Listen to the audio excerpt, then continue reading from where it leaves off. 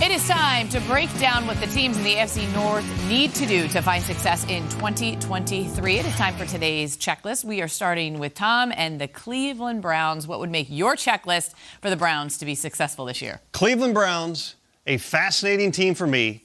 And it all starts out with, show me Mega Watson. That's right, Deshaun Watson. The biggest trade, literally, in NFL history. Can we get a reminder of what the Browns gave up for Deshaun Watson in that trade? In short, it was all the picks. It was the biggest contract in NFL history. They knew 2022 was going to be rough. They took a lot of criticism acquiring him in the face of serious allegations of sexual misconduct. He served an 11-game suspension. But when you give up all this for one guy, you're expecting he's going to be a top 5 quarterback. A top 5 quarterback makes you a perennial Super Bowl contender. Kevin Stefanski told me they saw flashes of that on tape when they look back to the tail end of the 2022 season. At other times, they'll take a guy who hadn't played in 2 years because he hadn't. A full offseason, the offense is going to evolve, and certainly you would expect Deshaun Watson to look a lot more like Deshaun Watson. Number 2, let's salute your Schwartz. That's right, Jim Schwartz back in Cleveland, where he got his start under Belichick. That's right, in the mid-'90s as a scout in Cleveland. His last DC job was in Philly, where he helped the Eagles win a Super Bowl. He's going to be aggressive. You're going to see those wide 9 fronts that Schwartz favors. There's going to be a lot of favorable matchups for Myles Garrett and Zadarius Smith in this defense. Those two guys should absolutely eat. And finally, number 3, it's time, guys.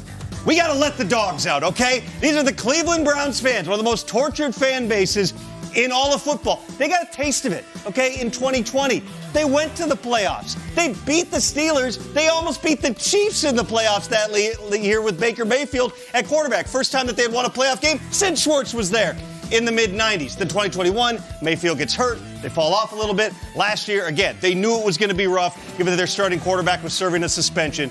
There were under 10,000 fans per game in 2020. Okay, the only time that these Browns have been to the playoffs the last 25 years, and it was COVID, nobody was there. Time to fill the stadium. Browns fans get excited. Browns give the fans something to be excited about. You're next. You got the Steelers. And go. Successful season for me. It starts with number 1. Can he pick it? Can he pick it? Get it? Yes, he can. We already know that because the likes of Tom Pelissero leading up to the draft, we're talking about hand size. It's about heart size for Kenny Pickett. He stretched those things out. With the fourth quarter comebacks from him last year, 4 of them, his quarterbacks coach, Mike Sullivan, that you know very well, former Giants assistant coach, quarterbacks coach with them, wide receivers as well.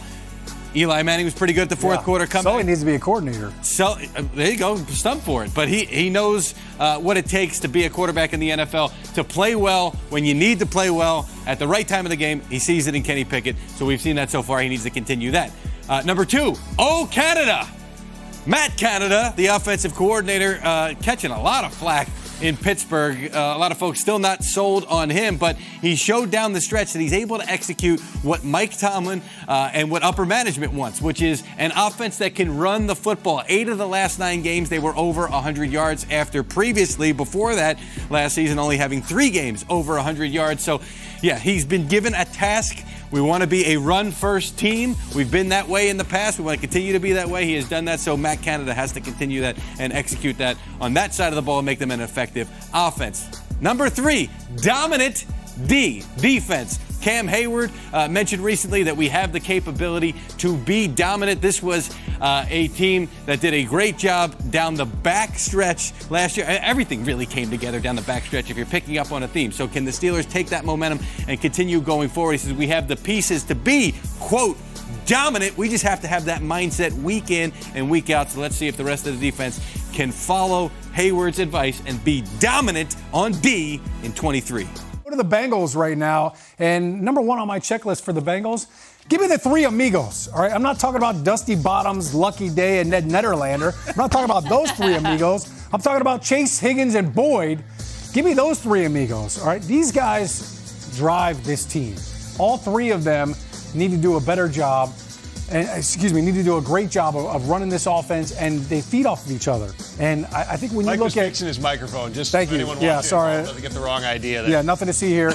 The one thing I'll point out is both Higgins and Boyd are in contract years, so I think they're highly motivated to have some production. When you look at these three receivers, 45 touchdowns over the last 2 seasons combined. So some great production there.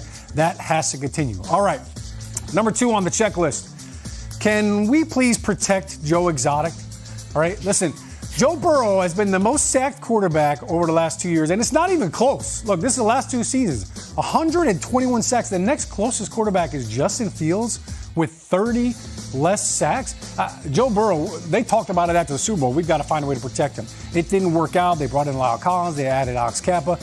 Now they feel like they fixed it. They signed Orlando Brown Jr. from the Chiefs to a huge contract. He's going to move over to left tackle. Jonah Williams, whether he likes it or not, guess what? You're going to the right side. So between him and Lyle Collins, they've got to figure it out. But you've got to protect this man, all right? Look, white Bengal tigers like that are very rare, all right? They're not albinos. They are just a special mutation of the genetic gene that creates the Bengal tiger. So protect this man at all costs. And Joe Mixon as well. I'll throw that Joe in there. He's another exotic Joe. We've got to find a way to let him eat. All right, number 3 on the list right now.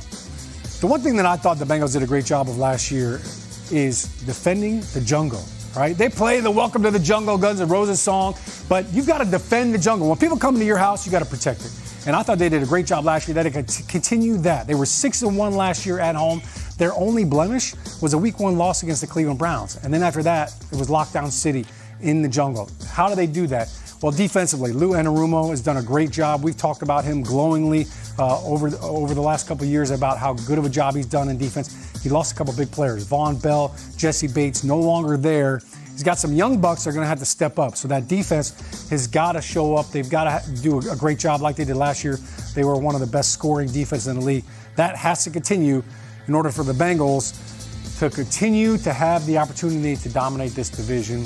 Can you explain that tiger thing again? What is a white tiger? Yeah, there's a white Bengal tiger, and a lot of people think that it's an albino, and it's not. It's a genetic mutation of, there's a certain genes that come together to make it classify as a Bengal tiger. Yeah, you can learn a lot. The Ravens, do we not talk about them enough? And I don't think we do, because as much as we think this is just the Bengals going to run away with it, not when you got Action Jackson back. The contract is out of the way. Obviously, that was a heavy discussion point this offseason. And then it feels like as soon as Lamar signed the huge deal, which was much deserved, then it was like, okay, well, that's put to bed, and now we'll go back to talking about the Bengals. No, when Lamar signed that contract, he said he wants to throw for 6,000 yards.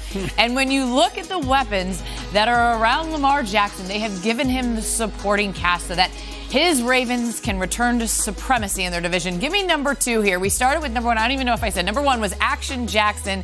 And then give me number 2, Monken Masterpieces. Yes, this could be a Todd Monken masterpiece as he takes over as offensive coordinator there in Baltimore after leading the Georgia Bulldogs to national championships. This is a great the kind of enthusiasm. Forget anything else I'm going to say. Let's just We're all wearing masks, but let's high five. Watch the video.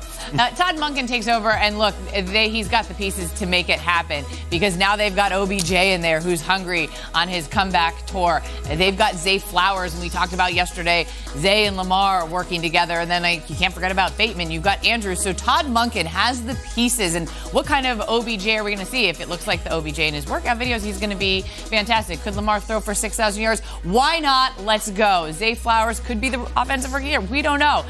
When it comes to things that they would like to get just maybe like a little bit better, this is a really good Ravens defense. This is a great Ravens defense. They allowed the 3rd fewest points a season ago. If there's one thing that they want on that checklist, the secondary step up, maybe a little bit sooner than last year because it was a slow start and then they really came on. But this is a defense that was so good, and yet when it comes to pass defense, they rank 26th in the league. So yes, they want the Marlon Humphreys to step up. They want the Kyle Hamiltons to step up. They've got big names in this linebacking core, and this is a great Ravens defense that can just improve in certain categories that they want to get a little better in.